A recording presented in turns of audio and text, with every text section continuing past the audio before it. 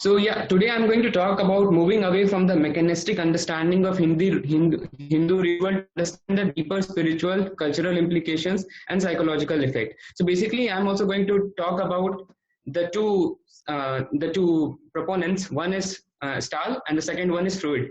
So basically, Stahl is buying definitions from Freud, and then after that, he is building his arguments and then concluding that Hindu rituals are not having any other deeper meaning and it is mere physical activity. Yeah, the next one. This is what he's saying. This is best ritual is pure activity without meaning or goal. Let me briefly digress for a point of terminology. Things are either for their own sake or for the sake of something else. So the question is there any other meaning beyond the label ritual? So I went to Freud's work, I read his essay on it, and I also found how Frank Stahl bought all the definitions from Freud. So in the essay that Freud wrote, he mentions about the religious ceremonies which are full of significance and they do have a symbolic meaning. It is very important to understand this because when Frank Stahl is buying the meaning, he is concluding that okay, they might have some meaning, but it is very absurd in the case of Vedic activity, in the case of Vedic ritual. Now, Freud also cited that there is a line between neurosis and religious ceremonial and religious ceremonies, which disappears when with the help of the psychoanalytic technique, where he mentions that ceremonial action are a protective measure and action for defense or insurance. Now, it is very important to understand that this action which we are doing for religious ceremonies or any other thing, it is just a mere action for defense or insurance. He further explains that there is a sense of guilt, a lurking sense of expectant anxiety, an expectation of misfortune, idea of punishment, and the purpose of performance is to get over the guilt of the ill. Now, when we see this, we see there is a challenge. Freud uses the example of church and the method of declaring sex and other instinctual drives as sinful, and then he is going about saying that, okay, now these forbidden acts are there, and we are doing this just because we have to get over that feeling of guilt. So all the definitions and the label that he has put on ritual is based on this idea that we have to get over the guilt of the ill, and this action is just a defense mechanism which is developed because we want to get over this guilt. Now the next one is ritual has no meaning, aim or goal. Stahl argues that the Vedic ritual is a primary activity governed by a certain set of explicit rule, and the notion in India is of being the parampara, devoid of clear meaning. Now here we also find Wittgenstein recognizes the diversity of rituals and the element that reductionism of ritual is not possible. Now this is very important to understand because we see that there is no one definition of ritual. So what we consider ritual in one context is not the ritual on the another context. So how do we understand this? When we see the cultural imperatives and we see the cultural repercussions of the same, we find ritual definition fleeting from one culture to another. Here in the Indian context, we will see how it is more of a concretized philosophy and not just a mere activity. Now, Jenny Dumper explains that ritual is more of a public ceremony sanctified by the involvement of priest or emperor or any moral authority. Now, this is how they have defined the label ritual. Ritual in itself needs to have a moral authority. There has to be a dichotomy which is present. There has to be a divide between the moral authority, the person doing it, and this is how they see, like they see a dichotomy which is existing. We will see in Hindu philosophy how it is not existing. Meaning of ritual is fleeting as the world has been adopted by the churches, and now this is where it is just a mere symbolic behavior. Now in the next thing, we find the label to be devoid of meaning, and label we find Hindu karma which is full of meaning. Now how do I go about debating it? Is very simple. Freudian notion of ritual seems to be not applicable on Hindu karma as it is done as a productive measure, but rather it is a process of spiritual evolution where even sinners sinners can use the transcendental knowledge to practice karma yoga joyfully and get over the bad karma through devotion to Lord. And the Lord does not consider him to be a sinner. It is beautifully explained in Bhagavad Gita. Sri Krishna says, as a blazing fire turns firewood to ashes, O Arjuna, so does the fire of knowledge burns to ashes all sins and reactions to material activities. Now, we need to also have an understanding that when we talk about Hindu karma is beyond the label of ritual. It is beyond the action just being a mere defense mechanism. It is situated as an instrument of karma, which has to be used as a tool to go from the mortal consciousness to the spiritual consciousness. It is an evolutionary spiritual process of self-awakening, not just a mere systematized formalic activity which makes us progress in our altar of inner communion. Now, what happens at the Hindu ritual? If the ritual performance is not able to transform the awareness of the performer at a physical level, changing a sense of sorrow to a sense of relief, then the whole has not been achieved. This is said by Tori L. Patton in her work.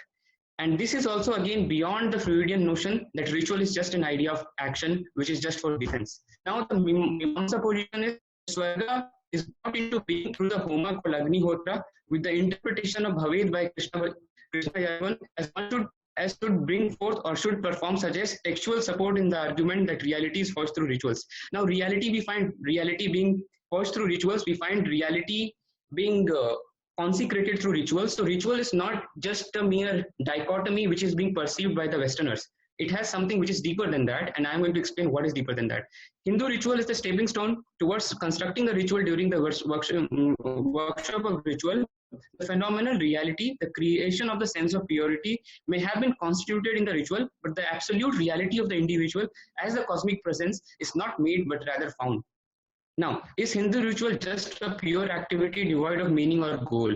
So now we find that the lenses used for it is mechanical, as it is rooted in the sensory material consciousness, where the cause needs to have an immediate sensory effect. They're not considering the spiritual element of it. They're not considering that the dichotomy is null. Like a Yajman needs to immediately reap the benefit of the Hindu ritual, the ritual needs to have an immediate sensory effect. Does not consider effect of karma to be adristam. Now, Hindu ritual is karma, which is in fact concretized philosophy, as most of us cannot understand abstract spiritual things, and that symbolism is very important. It is easy for men to think that they can understand anything, but when it comes to practical experience, they find that abstract ideas are very often difficult to comprehend. So this is where we find symbols are of help. Symbols are helping us connect through, but then that connection from the spirit of matter to that, from the spirit to the world, consciousness, mortal consciousness to spiritual consciousness, is possible through this symbol. Now, this whole universe is a symbol, and it is definitely mentioned in the works by Swami Vivekananda. And then we find the label ritual to be devoid and the word karma to be apt for the Hindu way of doing things. Now, ritualistic symbols have an expression of the religious thought of humanity. It is easy to say that there is no paraphernalia, but it must be easy for all to see that there is a need for these rituals and these symbols to exist. Therefore, the association of particular temples, rituals, and other concrete forms with particular religions has a tendency to bring into the minds of the followers of those religions. It's important to see that these thoughts, which will be coming forward when we see these symbols, they are having a concrete stand, and that is helping us connect through. Now, Hindu karma, roughly translated as Hindu ritual, are performed with a deep sense of purpose. This purpose can be, as mentioned earlier, the Purushartha, which leads to moksha. It can be the exhaustion of vasanas and then meditation. But then we have to understand that one has to do this with the right sense of attitude, the right action, and the right process. Because we'll find that the Mimamsa position is telling us that this mantra itself is the deity. We'll find it later in the slides to come. Now, key argument is, just like which it can be summarized by this quote by Swami Paramahansa Yogananda ji, that there is a psychological effect, there is a spiritual dimension to ritual, and it can be understood by the way we see how we do rituals. Now, we find that when we reinforce and revitalize the subtle centers of life energy in the spine and brain during meditation, the ancient seers of India perceived the brain and spine as a tree of life, one of the subtle cerebrospinal centers of life and consciousness. It is through which the flow of energies that enliven all the nerves and every organ and tissues of the body. It is this technique through which we can come back to the altar inner communion of God. Now, we have to understand that we see the body as the temple of God. It is not merely that we are doing the ritual for some gains, but basically we are trying to tune into that inner world where we are trying to go about that pilgrimage, and that pilgrimage is within. So, and the ultimate religious rite must be the offering of the life force, which we are going to do, we are going to channelize on the altar of inner God communion through Kriya Yoga and through other means. Like when we talked about Karma Yoga, we see how it is detailed, where we can find the performative daily ritual to have a deeper sense. Now, when we talk about the global cultural implications of Hindu ritual, we find yes, ritual is a functioning cosmos in this sense that all the cosmic Purusha performs the cosmic ritual of emission and contraction of the cosmos, and an individual is doing so after recognizing his own cosmic presence. Now, the deep philosophy behind our tradition and rites like daily worship leads to a collective formation of shared values, norms, and symbols, which is surviving since the Vedic times. Praying before food, worshipping the book, worshipping the tree. This is where we find that we are developing a culture which is eco-friendly. We find Hinduism to be a global culture which is rooted in eternal values, and these rituals are just ushering us towards that change.